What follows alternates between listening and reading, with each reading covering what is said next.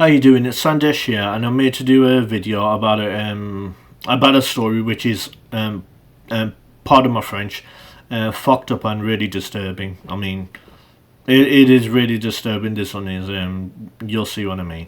Anyway, it's from Somerset Live. It's about disgraced police officer jailed after sharing images of dead man on WhatsApp. Anyway, here we go.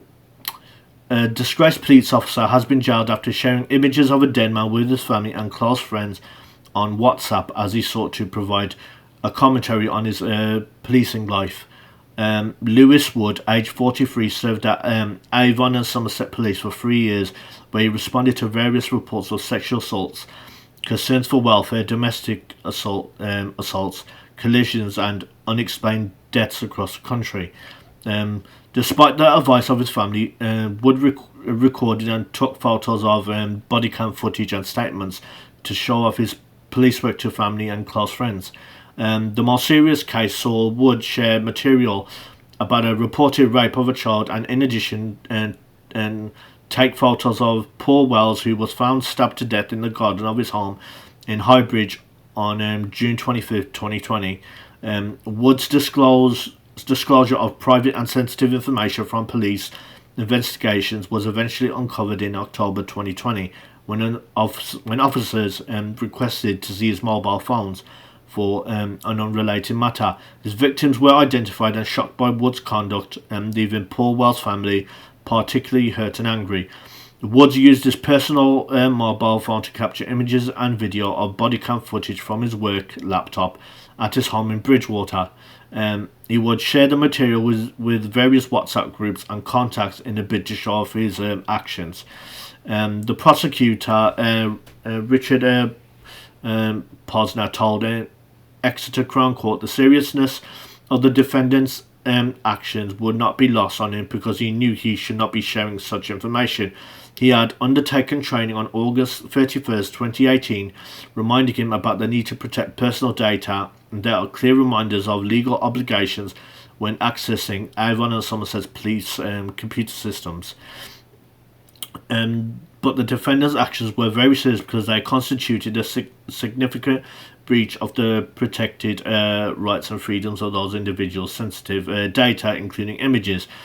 These were knowingly and unintentionally shared with recipients who were unauthorized to know about or see them. I mean, why would you share stuff like that for? Horrific stuff like that for? What is wrong? It's stuff like this on where I lose hope in humanity. I'm sorry to say. Wood was shared the material with his close contacts, and messaged them, "You need to delete this as soon as you've watched it, or you must delete after watching it." And described one case where he responded to a domestic incident of a man refusing to leave a female's home equipped an average day. The video is on its way. Don't share. Of course, this is the thing. Of course, people are gonna share it. WhatsApp is like a social media site. I think it is, isn't it? And I mean, of course they're going to. Why would they not share? Why would they not share it? Just because you say so? Of course they're going to share it. The more serious offence saw Wood respond to the death of Paul Wells at a property in Highbridge on June the 25th, 2020. As part of the investigation, Wood was asked to take photos of Wells' body to be uploaded to the police system. Wood did this, and months later, in August 2020, he used his personal phone to illegally share some of the legitimate material he had captured with family and friends. He was advised to delete the photos by his family, with one replying, "You should delete it off your phone." Wood used the opportunity to discuss how policing was affecting him.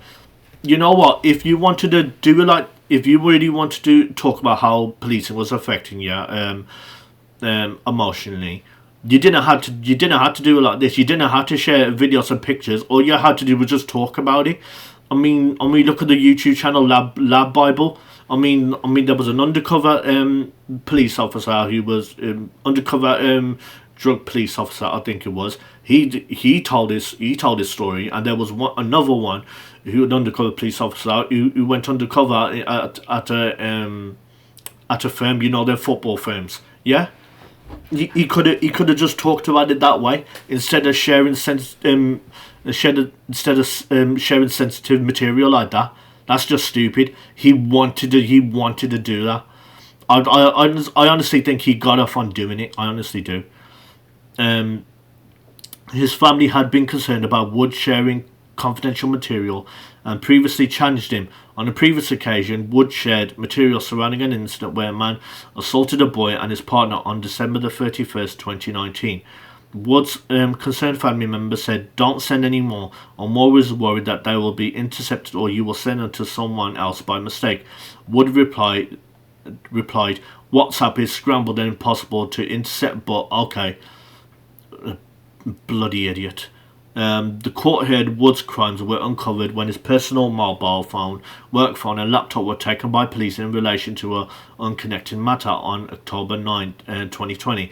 Knowing police will likely uncover his old messages, Wood later used Google to research about police misconduct, what police can recover from mobile devices, and if police can access deleted social media messages. Wait a minute, he was a police officer. Shouldn't he know about police misconduct? I'm sure that's in the training or like a training manual. It's got to be in there. Why would he need to Google something like that for? On November the 6th, 2020, police informed Wood that they had discovered images of Wells' body on his devices and served him with a formal notice. He was being investigated on suspicion of misconduct in public office. He voluntarily attended 2 police interviews but made no comment to the force. He left the force in 2021. The victims who were contacted by Avon and Somerset police were left confused and disgusted by Wood's actions. Carol Wood, who had travelled along with her family to Exeter Crown Court, read out a moving victim impact statement. She said, "We are hurt. We are angry. We would like Wood to know that he has hurt our family more than he can comprehend.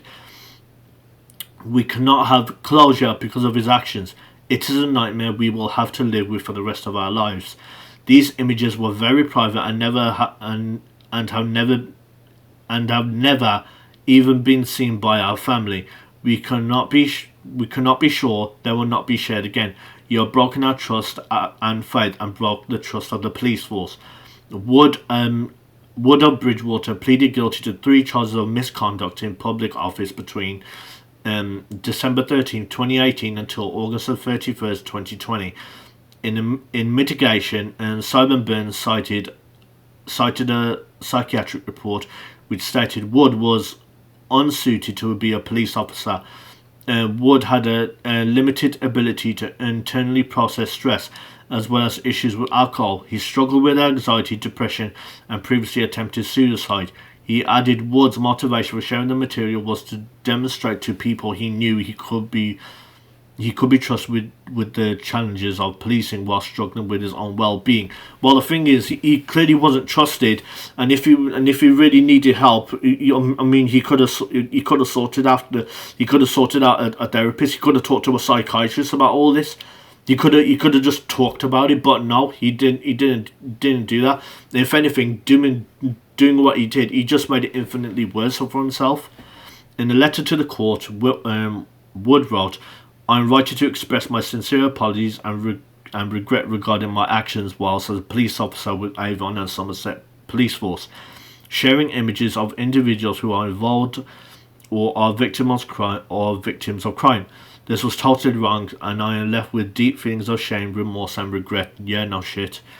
I do not fully understand at the time how badly affected I was by many of the incidents I'll read that again, sorry. I did not fully understand at the time how badly affected I was by many of the incidents that I've attended during my short period of service, and only wish that I sought professional help. Yeah, you should have done that yourself, or you could have talked to your family about it, and I'm sure they would have brought it up and said, go and see a therapist, because I guarantee they probably did. because especially if they told you not to share any of this stuff. In a separate letter to Paul Well's family, he wrote, "The reason why I'm contacting you is to sincerely and unconditionally apologize for the extra suffering my thoughtless and inconsiderate actions have caused your family, and also to try and explain my unexpected and unacceptable conditions." I'll stop from here. Yeah, that's the reason why I said it's a really effed up story. I mean, I personally, the fact that he kept on, the thing is, what makes it so effed up is, the thing is, first of all, well, obviously he had to take videos and take pictures because of, it was because of investigations, right? That I understand. But when your own family is telling you don't share them, and then you continue to ignore that, and then you did it anyway. You wanted to, first of all, you wanted to do that, and second of all, you got off it. That's what happened. That's what happened.